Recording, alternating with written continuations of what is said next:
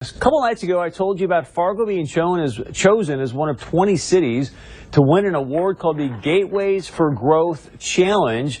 It's essentially a grant awarded to cities that have welcoming attitudes. Hope we can bring up this graphic and show you welcoming attitudes towards immigrants and refugees.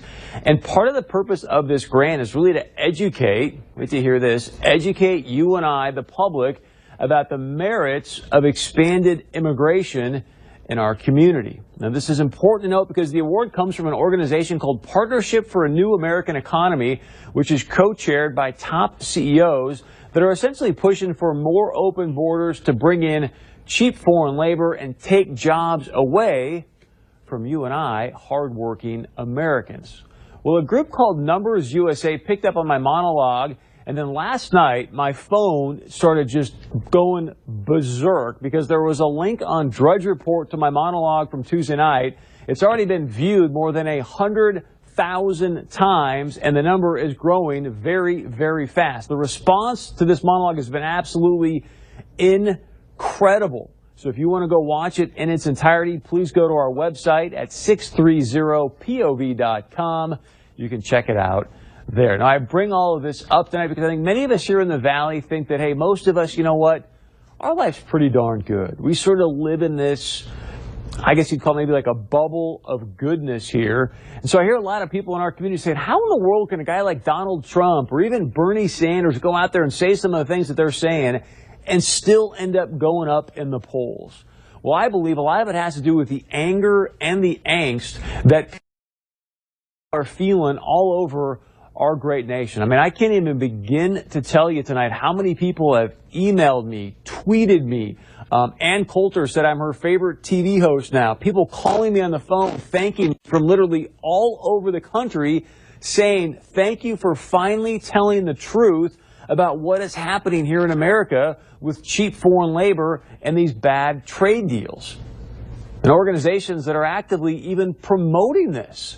So I want to share some of the feedback I've been getting with you tonight, just to give you an idea, in my opinion, of how lucky we are to live where we live, but also to give many of us a better idea of what's sort of bubbling up in other parts of the country.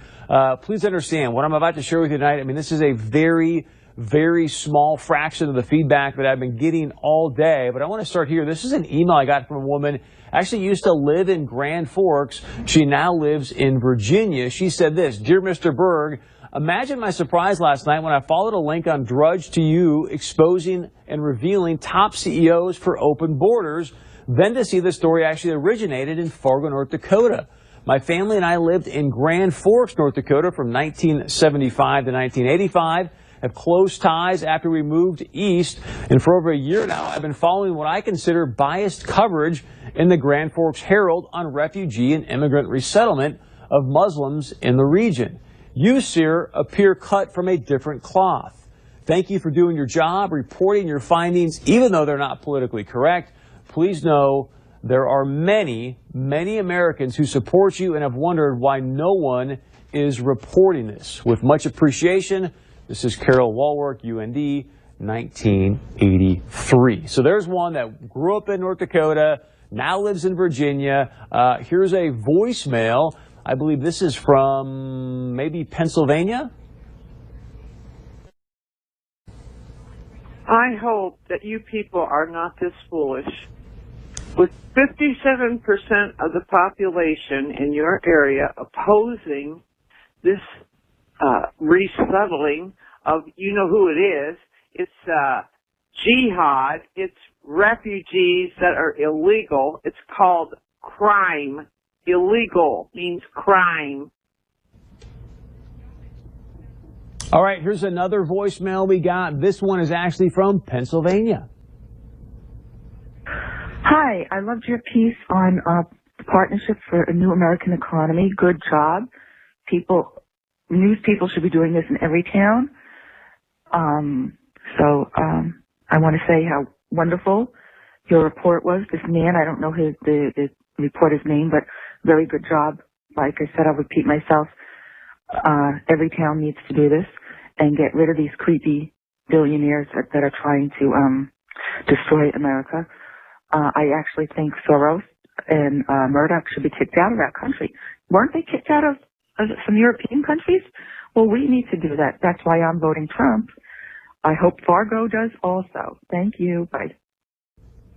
Again, this is just a small snippet of a bunch of the feedback that's been coming in. Here's another one.